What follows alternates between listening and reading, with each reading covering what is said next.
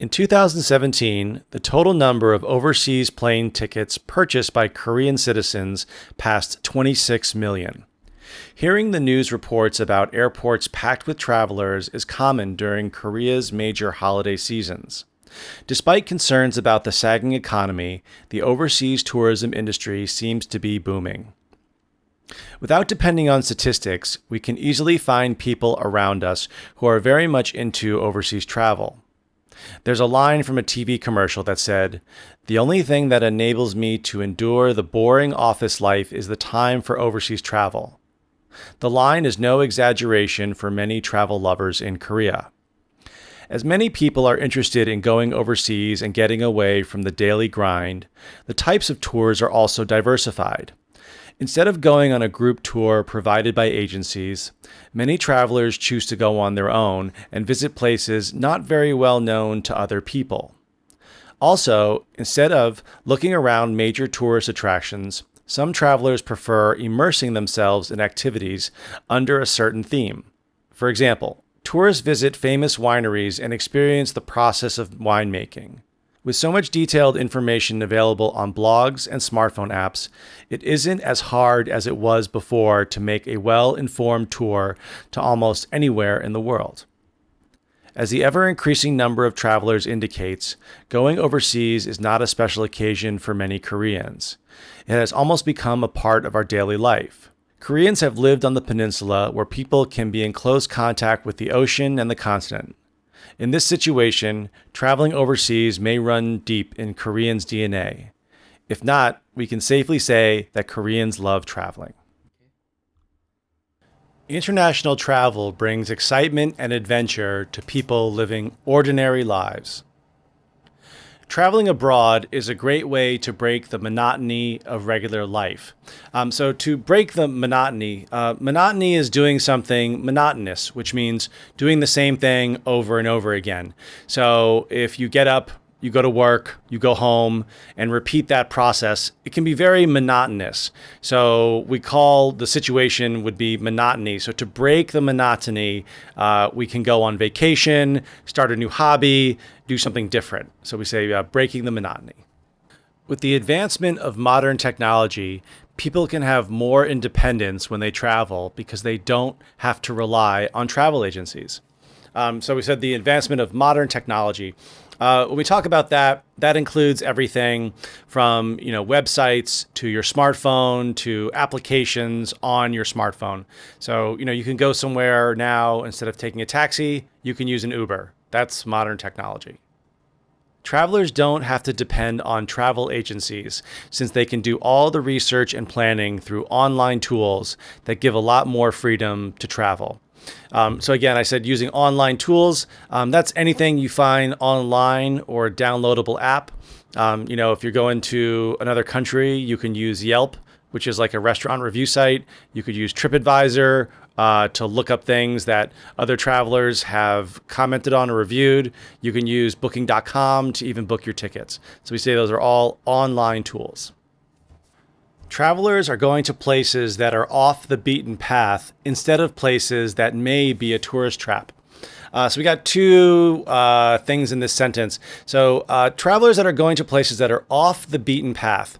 A beaten path is it's a kind of a trail or a dirt road where a lot of people walk on. We call it the beaten path. But off the beaten path means someplace new, special, and unique that not where most people don't go. So, for example, if you went to Eastern Europe, I hear Croatia is very popular these days, but a little place that's off the beaten path would be Slovenia. It's a country nearby. It's supposed to be very beautiful, but not many people go. So we call that off the beaten path.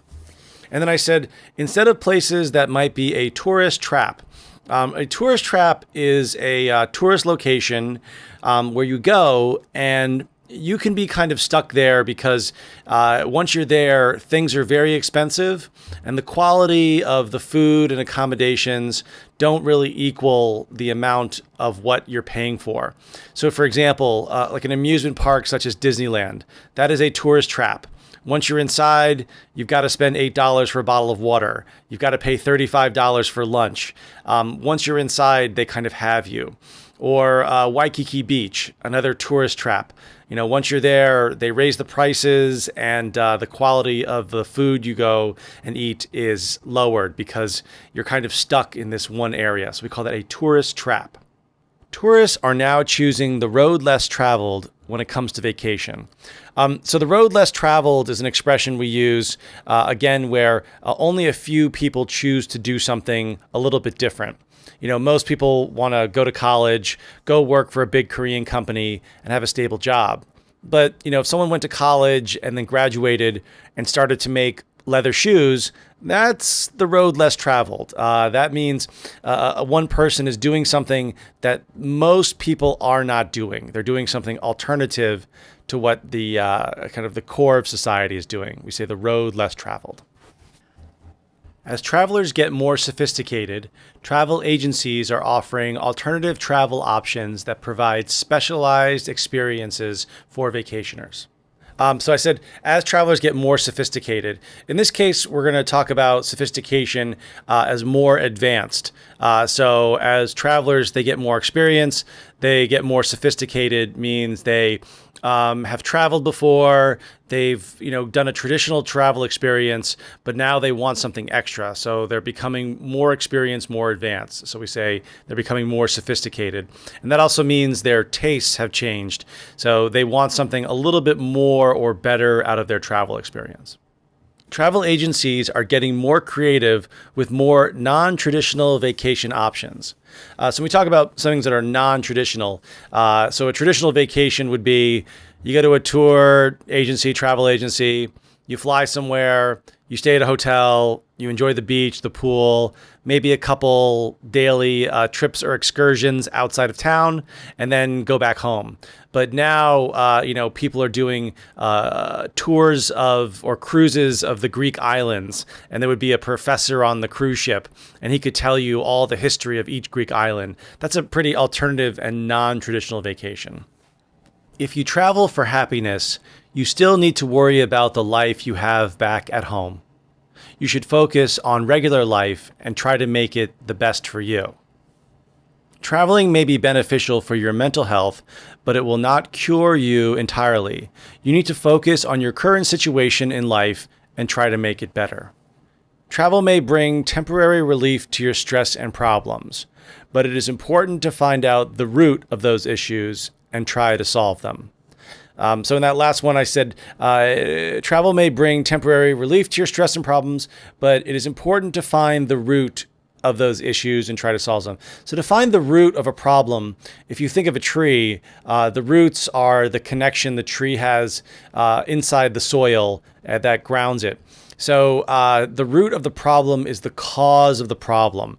So if you're trying to get to the root of something, you want to find what caused it. What is the origin of the problem? Thanks, guys. Have safe travels and enjoy your summer vacation.